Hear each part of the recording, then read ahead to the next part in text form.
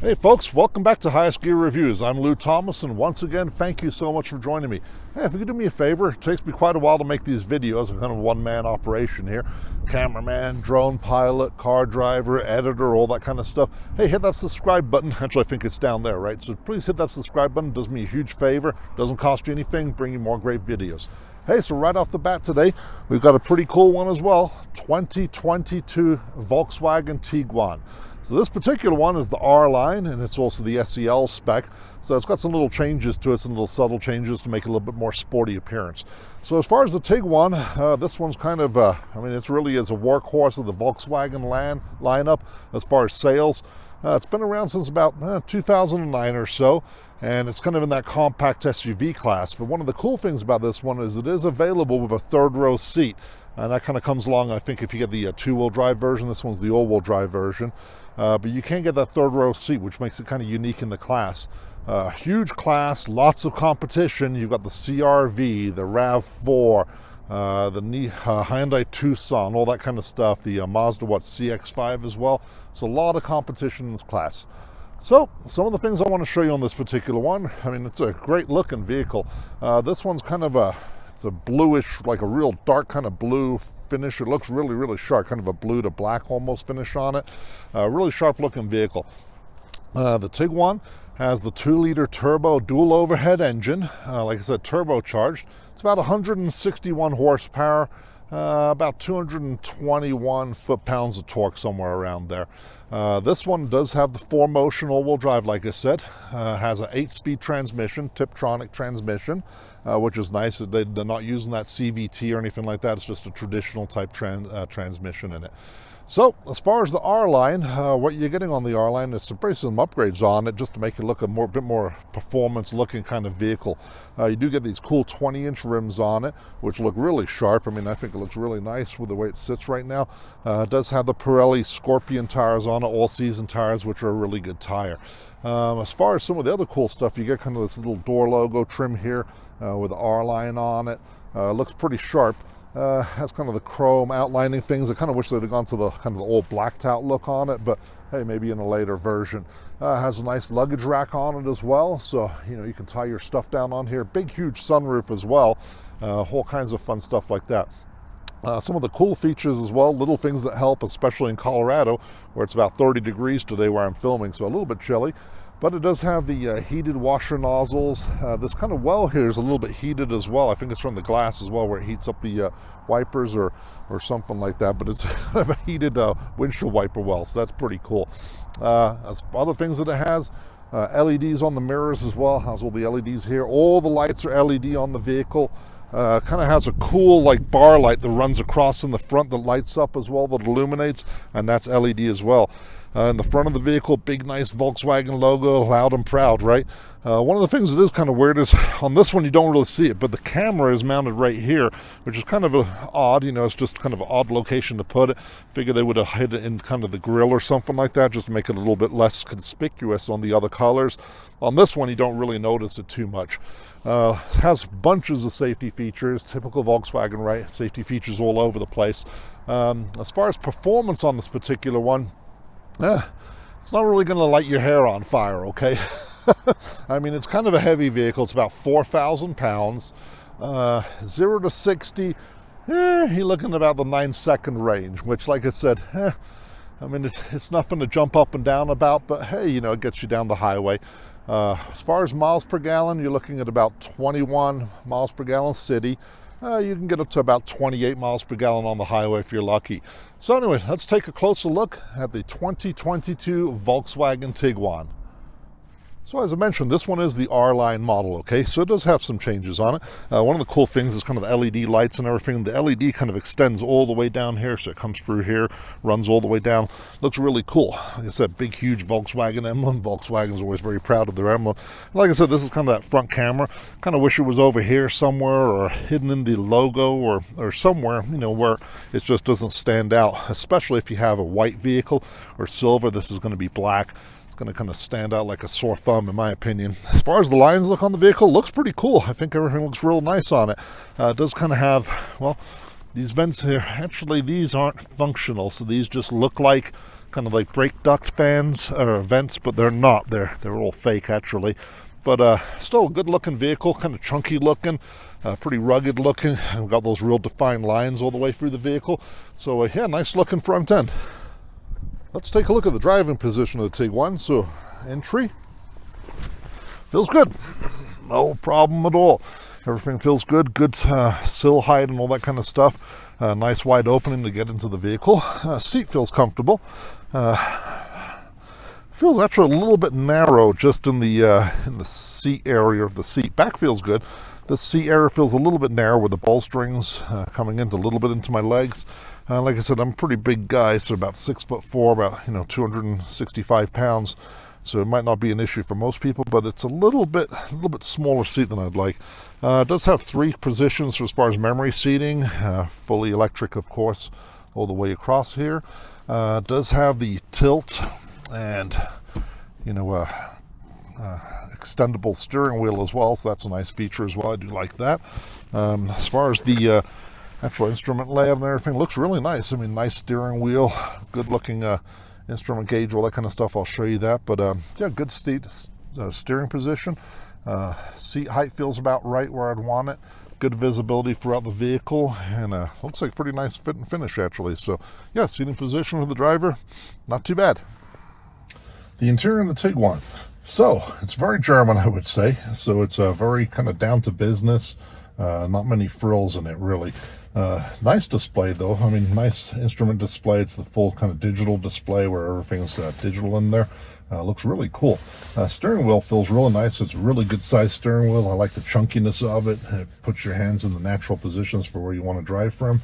It does have this kind of a piano black finish deal going on again, and I wish people would kind of get away from doing that. It just shows all the dust and everything. It's kind of a gray, kind of graphite almost finish around here. It's kind of a high gloss as well. Looks pretty good. Like I said, it has this kind of piano black finish in certain areas as well, which I think they could kind of do away with just to keep it a little bit neater looking. It doesn't attract all the dust or show all the dust, but everything feels good. Control stems feel really nice. And like I said, steering wheel feels good. Driving position feels really good. Has a lot of controls on the steering wheel. No paddle shifters. Does have a little R logo down here for this particular one. As far as the navigation system goes, I found it a little bit clunky. It wasn't quite as easy to use as I was hoping it would be. But radio sounds great. I think once you actually get the hang of the system, it's going to be perfectly fine for you. It does have kind of that, like feedback kind of feel on the, I guess the controls for the climate control and stuff. There's no real buttons there, just kind of gives you that little bounce back, which I'm not a huge fan of. I kind of like the actual having real nice flush buttons in there, but you'll get used to it. Like I said, and this one here first, I kind of thought it was like a CD inserter. I was like, man, that's a small CD. It's actually the controls for how you do the heating controls, the vents and everything. It does have all your kind of standard buttons down here as far as parking warnings, auto start, stop, all that kind of stuff. Has your selector for your different drive modes as well, for snow, mountain driving, highway driving. A couple of little micro USB outlets down here as well, and just have a little well there to put your cell phone in as well, and also 12 volt. A couple of cup holders, kind of a pen holder over here. Nicely padded armrest here, pops up, has a little deep pocket in there. Not going to fit too much in there, but it's a pretty good size. Standard glove box as well. Of course, all your controls for your home link and all that kind of stuff. Garage door openers, all the controls for the sunroof and everything up here. So all in all, pretty nice job. Like I said, I wish they would get rid of that piano finish, that real glossy finish. But actually, I mean, it's like I said, a very comfortable place to be. One of the things, like I did mention, is I think the seats are a little bit narrow, in my opinion. And it's kind of odd because there's kind of like this huge gap in between the seat and the door almost in a way. So you got to kind of lean over and put your arm on the armrest if you do use the armrest to drive. So it kind of puts you in a weird driving position. So that's a little bit odd.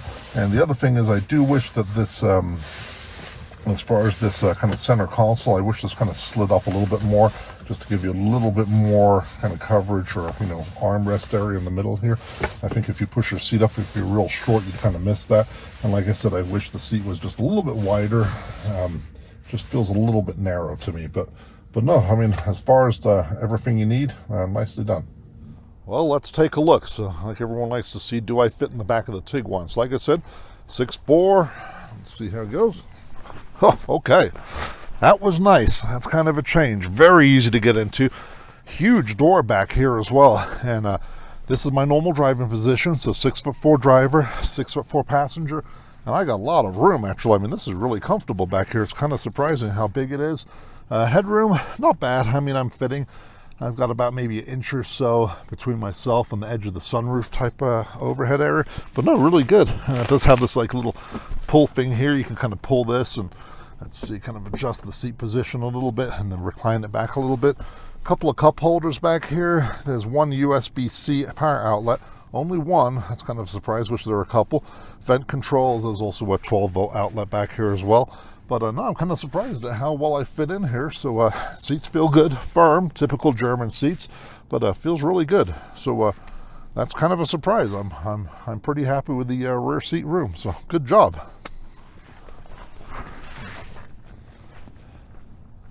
For rear entry to the Tiguan, kind of like everyone else has, right? Automatic kind of opening gate back here, electronic opening. Just press the button, opens right up.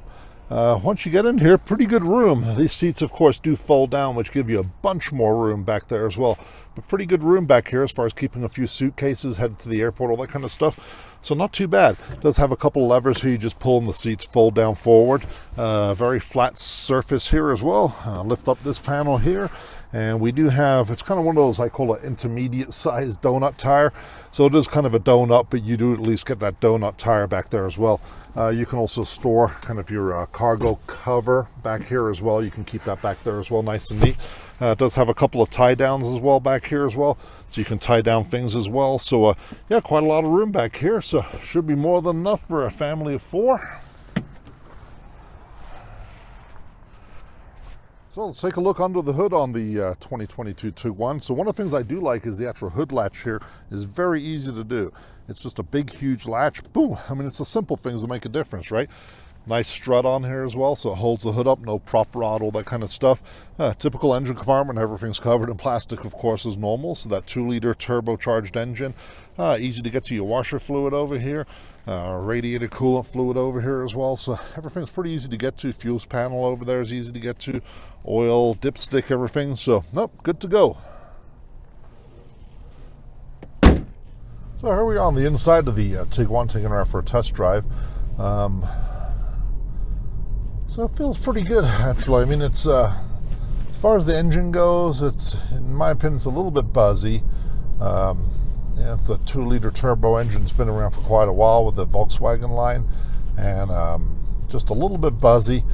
Feels like it's really kind of working really hard to get you where you want to go, and in my opinion, it kind of feels like it underperforms, to tell you the truth, unfortunately. Like I said, that 0 to 60, 9 seconds. I mean, it's not too exciting, but I mean, as far as suspension feel goes, it's very firm suspension. It's typical kind of a German feeling suspension. You do feel the kind of expansion joints in the road and any kind of imperfections on the road, that kind of stuff, but not uncomfortable by any means at all, just firm. So just be prepared, you're going to have kind of a firm ride in this thing. As far as the actual steering feels really nice. Steering feels really nicely balanced on it. I do like kind of the turn-in on it as well. It feels good.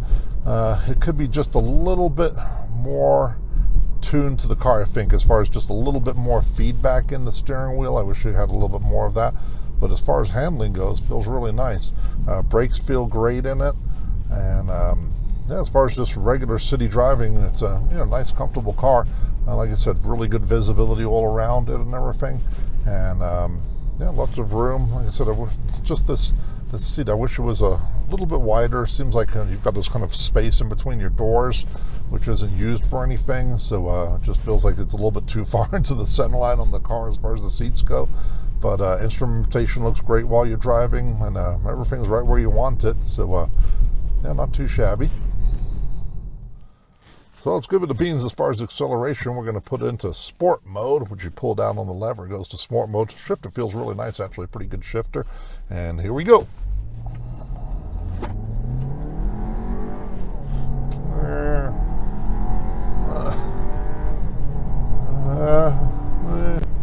Okay, well, I get you there. We made it to 60 finally. So like I said, acceleration is, it accelerates. It's not going to be that exciting of an acceleration, but hey, for what it is, right? It's an SUV, kind of your family hauler. Get out to the mountains, get out to the wherever you go in the desert, wherever you live, going to the grocery store, it's more than adequate. But yeah, it's just not as much fun as I kind of thought it was going to be, but hey, it's good.